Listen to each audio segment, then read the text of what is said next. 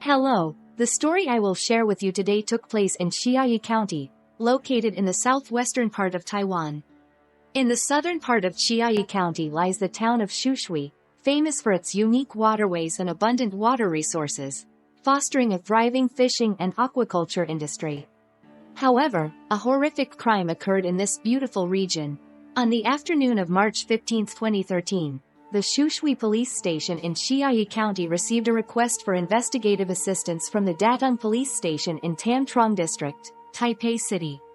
They requested the Shushui police to search for a victim's body in public restrooms within their jurisdiction. It turns out that earlier that morning, the Datong police station in Tam Trong District received 4 anonymous letters from Taoyuan City. The letters were unsigned, with the text in slightly small font. Uniquely, each line of the text was repeated multiple times, as if someone was trying to conceal their handwriting. Initially, they thought it was a malicious prank. However, when a curious police officer opened the letter, the content inside was chilling. It read, "In the public restroom 200 meters from the temple, there is a body of a person. Please bury it properly. I have no money for the funeral.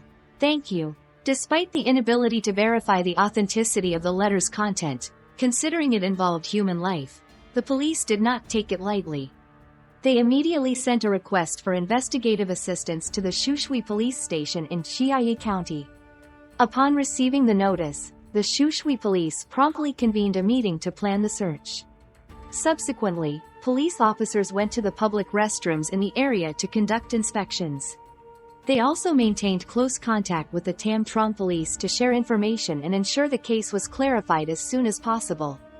As the evening approached, darkness enveloped the town of Shushui in a tense and peculiar atmosphere. After 3 hours of strenuous searching, Police Chief Lu Lam finally discovered a clue. At that time, she was searching near the Shushui Temple, also known as the Mizu Temple, located in the town center. As she entered a nearby public restroom, she found something unusual. On the lid of the toilet's flush tank was a plastic bag. She immediately realized that this was not a simple matter and called other officers to handle it. In the flickering light of the police car, a large group of assisting officers arrived at the scene. According to the description in the letter, this might be the place where the body was discarded. However, the plastic bag was only the size of a ball and seemed too small to fit an entire body. Initially, they speculated that it might be the body of a baby. Carefully, they opened the bag to find another plastic bag inside. This type was commonly used in supermarkets. As they opened the 2 layers, a foul stench hit their faces. Inside were several more layers including a knitted bag, a coat, a t-shirt, shorts, and women's underwear. In total, there were 7 layers. When the final layer was removed, what appeared before everyone's eyes was a human head. The scene horrified all who witnessed it. A young rookie officer couldn't help but vomit right there. From the size of the head, it was apparent that it belonged to an adult. The surface of the head was coated with a thick layer of salt and smelled like salted meat. In the coat layer, the police found a piece of paper with 5 large written characters. Tam Trong, Chen Wanting. The handwriting was similar to that of the anonymous letters previously received by the Tam Trong police. Each character was written multiple times, seemingly to mask the true handwriting style. Forensic analysis revealed that the victim was a female, aged between 25 and 50, with a neatly cut head. The method suggested that the perpetrator had experience in butchery, as it is not easy to achieve such a clean cut unless the meat is partially thawed or the knife is very sharp. To specifically identify the type of knife used, the rest of the body needed to be found for a comparative analysis. The head had been preserved using a salting method that dehydrated the skin, causing it to wrinkle and shrink. Professor Yo Lan from the Police University suggested that the degree of decomposition typically helps determine the time of death. If the head had been frozen and then salted, it would make determining the time of death more difficult. After the case occurred, it also drew the attention of forensic expert Li Zhangyang, who suggested that salting the body could prevent decomposition, maggot infestation, and the emission of foul odors. The plastic bag containing the head was a crucial piece of evidence. The police could focus on analyzing fingerprints and DNA traces on the bag, the anonymous letter, and also profile the suspect's personality traits to help connect the dots. Additionally, the police made efforts to trace the origin of the anonymous letter.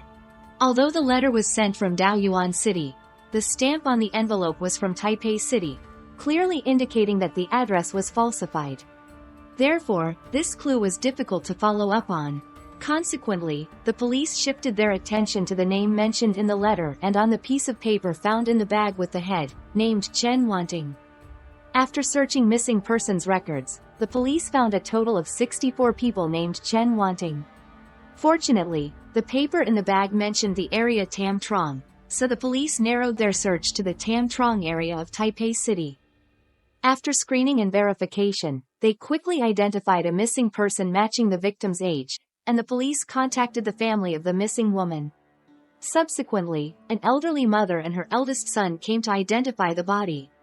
Although the victim's face had shriveled and was difficult to recognize, the mother still recognized her daughter through a distinctive feature of the upper teeth being misaligned. Additionally, she noticed the clothing wrapped around the head, which she had bought for her daughter. The mother could not accept the tragic death of her daughter, and she broke down crying on the spot. Through DNA comparison, the police confirmed that the victim was named Chen Wanting, aged 34. The victim's mother, named Chu Yumei, has 5 children. Her eldest daughter runs a fruit business in Keelung City and is very busy. Therefore, she, along with her eldest son and youngest son, went to Keelung City to help. The family home in Tam Trong was inhabited only by the second son, Chen Jiafu, and the youngest daughter, Chen Wanting. Due to Wanting's mental health issues, her mother visited her weekly.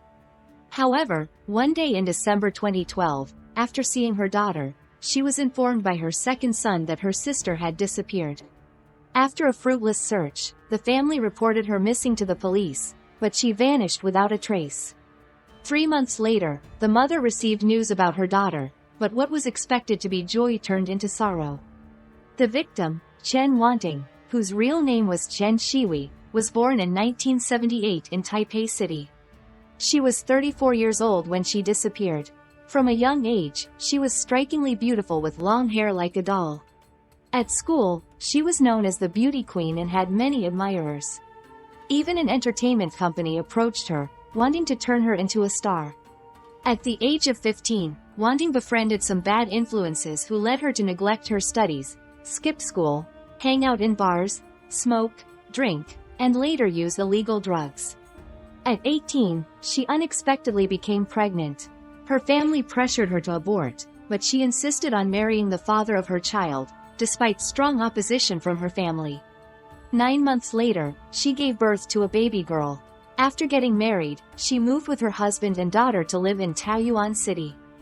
However, not long after, her husband enlisted in the military and had an affair while on duty. They subsequently divorced, ending their 4-year marriage. At 22 years old, Wanting returned to her family home in Tam Trong to live with her second eldest brother, Chen Jiafu. The end of her marriage was a severe blow to her psyche and marked a significant turning point in her life. She suffered from depression and had previously attempted something drastic. Although she survived, she was left with a mental disorder. Neighbors often saw her wearing heavy makeup and wandering outside in her nightgown. Because of this incident, her mother specifically changed her daughter's name from Shiwi to Wanting, hoping the new name would reverse her fortunes. However, most neighbors did not know her new name and continued to call her by her nickname, Ahui. Wanting had a history of substance abuse, and it was unclear if she had stopped. However, investigations revealed that she smoked heavily. Despite her mother and second brother often giving her money, it was never enough to sustain her high spending habits. To make more money, she did not hesitate to involve herself with local gangsters, taxi drivers, and engaged in promiscuous relationships with them. She even set clear rates: 500 NT for a sexual encounter, 50 to 100 NT for groping. Later, Wanting would bring different men home every day, which greatly irritated her mother and brother, but they felt powerless to intervene. Following these clues, the police speculated that Wanting might have had a conflict with someone during a transaction and was murdered. In a pair of underwear covering her head, semen from an unidentified man was found. The police then began screening men who had been involved with her. A taxi driver was later identified, but the investigation results were disappointing. Although the DNA matched that man, he had no motive for the crime and there was no solid evidence against him. Wanting had changed her name a few years ago, and many people were unaware of this. However, the sender of the letter to the police station accurately knew that name, indicating they were very familiar with the victim. After interviewing and investigating neighbors, some clues caught the police's attention. A neighbor claimed that Wanting had said her brother Chen Jiafu had once assaulted her, but due to her unstable mental state, no one believed her. Another neighbor from the floor below her apartment reported, "In March, suddenly the drainage system of my house started emitting a terrible stench, with lots of meat scraps and grease coming up, creating an unbearable smell. Therefore, I approached Chen Jiafu, who is usually unsociable, but he was surprisingly easy to talk to and even offered to help me unclog the drain. This made me feel very suspicious. But then I cleaned the drain myself." Investigations revealed that Chen Jiafu had taken out life insurance policies on his sister Wanting with several companies since 2011, totaling 6,360,000 NT. If this were an insurance fraud, it would explain everything. Therefore, Chen Jiafu became the primary suspect. It was found that not long ago, Chen Jiafu had married Lu Miaomiao, a woman from Fujian, China.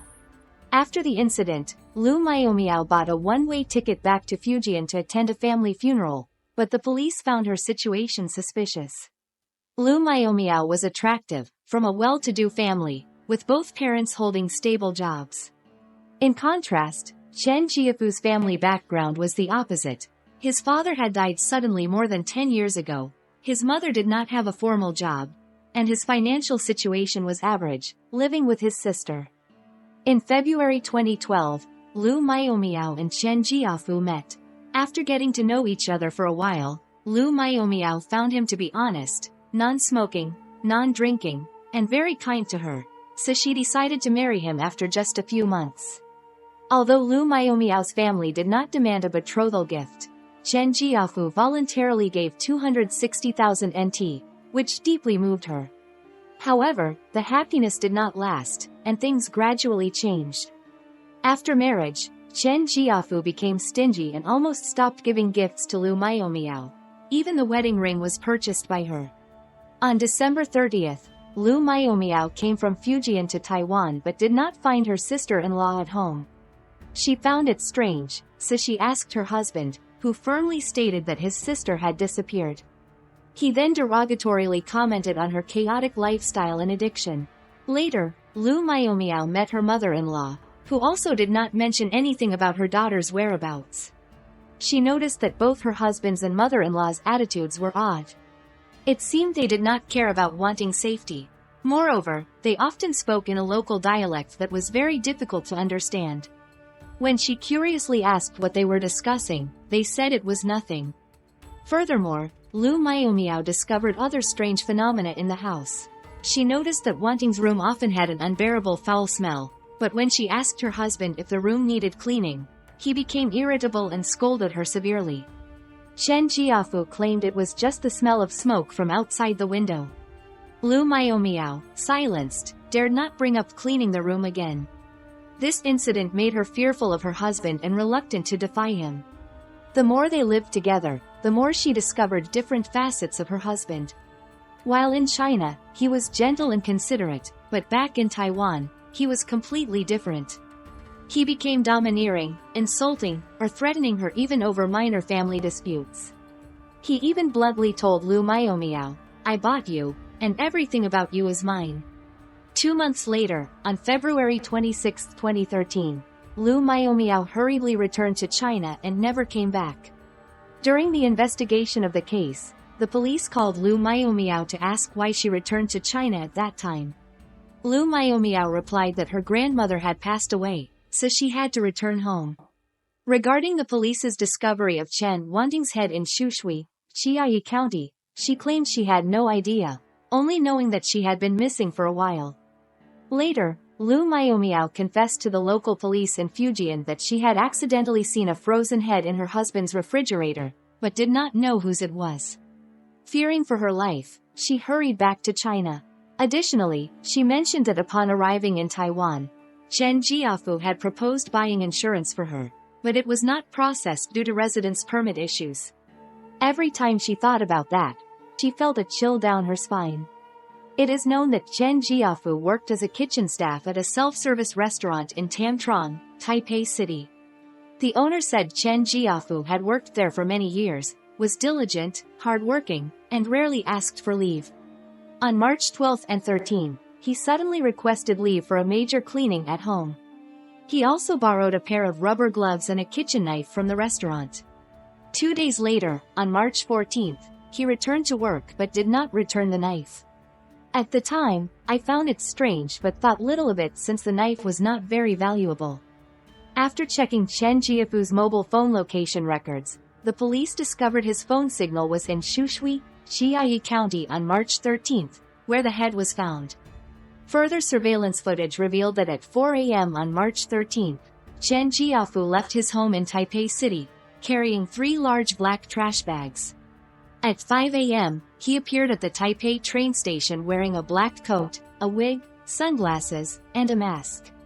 The black bags had turned into one white plastic bag. At 10:46 a.m., he took a bus to Chiayi County, holding the white plastic bag, and was seen walking along the main road towards the public restroom. 10 minutes later, he returned without the white bag. The police believe that Chen Jiafu deliberately disguised himself to travel from Tam Trong to Shuxi, Chiayi County to dispose of the body. However, he steadfastly denied it. Even when the police showed him a photo of the head and asked if it was his sister Chen Wanting, he refused to respond, citing overwhelming grief. The police speculated that the black bags seen in the surveillance video earlier might contain the rest of Wanting's remains, and that Chen Jiafu's home was the initial crime scene. They believed that more evidence was still likely to be found inside.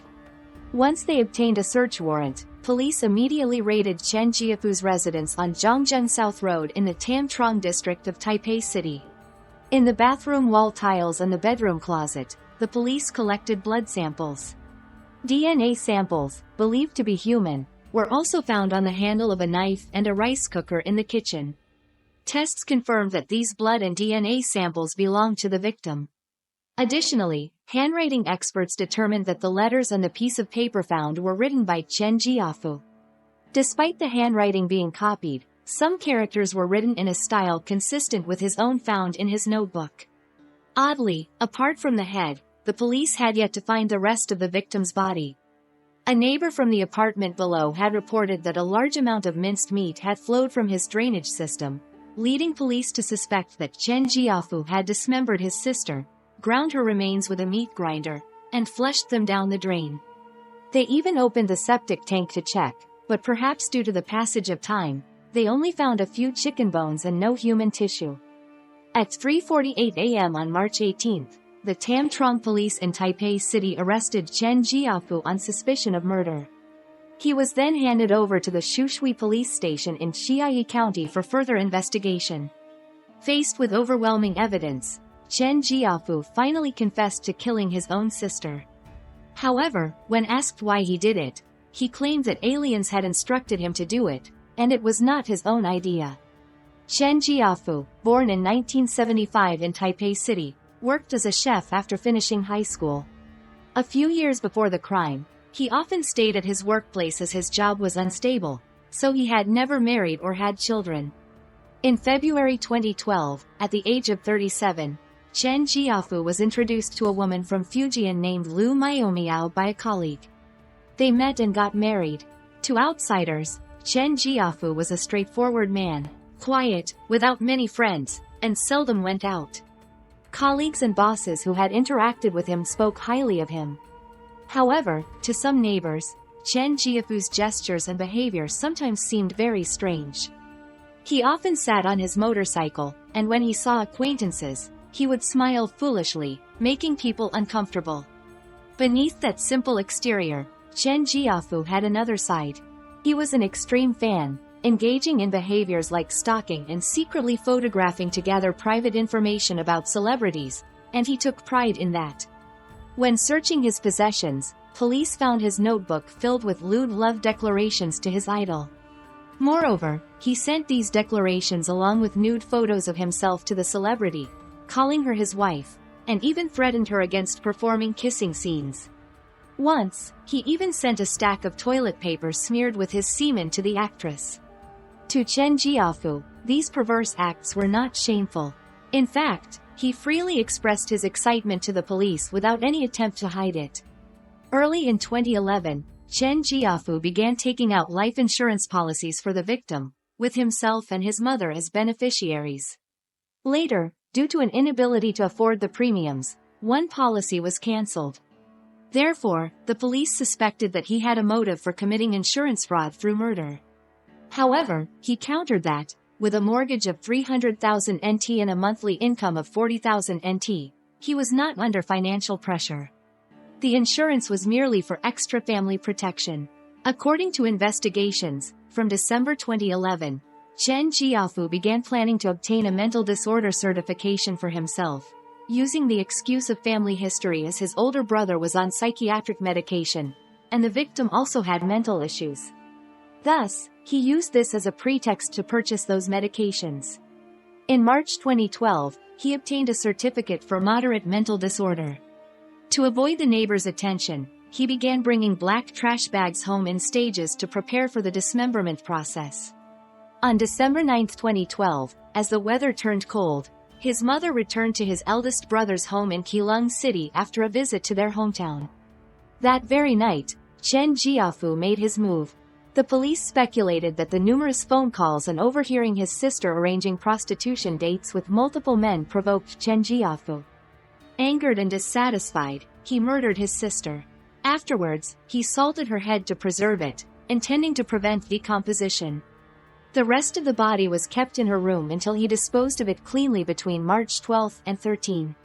Additionally, he wrapped her head in underwear stained with another man's semen to mislead the police investigation into the murder method. However, after 2 days of the head being in the restroom without any discovery, Chen Jiafu began to worry that the janitor might simply throw the bag away. If it was not confirmed that his sister was dead, he would have to wait 7 years after her actual disappearance to be declared legally dead. He could not wait that long. He wanted the insurance money as soon as possible. To hasten discovery, on March 15, he sent an anonymous letter to the Tam Trong police station. Half a year later, in June 2013, the case went to trial at the Chiayi County Court. The trial began, and Chen Jiafu was charged with murder and fraud. At the trial, the defendant suddenly changed his plea and claimed innocence. Throughout the trial, he feigned insanity, claiming that aliens had implanted a chip in his brain and were using lasers to pursue him. Due to his erratic behavior, he was sent to the National Taiwan University Medical Hospital for psychiatric evaluation. The results indicated that Chen Jiafu was mentally sound and showed no signs of abnormality. After the trial, the Chiayi County Court found Chen Jiafu guilty of murder and sentenced him to death. His defense lawyer was dissatisfied with the verdict and appealed. In March 2015, during the appellate court session, the judges considered his filial piety towards his mother and the fact that his mother had cared for the victim for a long time. She had already lost a daughter. If Chen Jiafu were executed, it would mean taking another child from her again. Therefore, the appellate court sentenced Chen Jiafu to life imprisonment. This verdict also caused dissatisfaction among some members of the public. They publicly criticized how a filial son could use such a brutal method to kill his own sister to commit insurance fraud. Nevertheless, the case concluded with the judge's decision. A seemingly normal family faced a shocking tragedy with the heartbreaking end of a younger sister. Especially tragic was that the perpetrator was her own brother. This video ends here, and I look forward to seeing you in the next ones.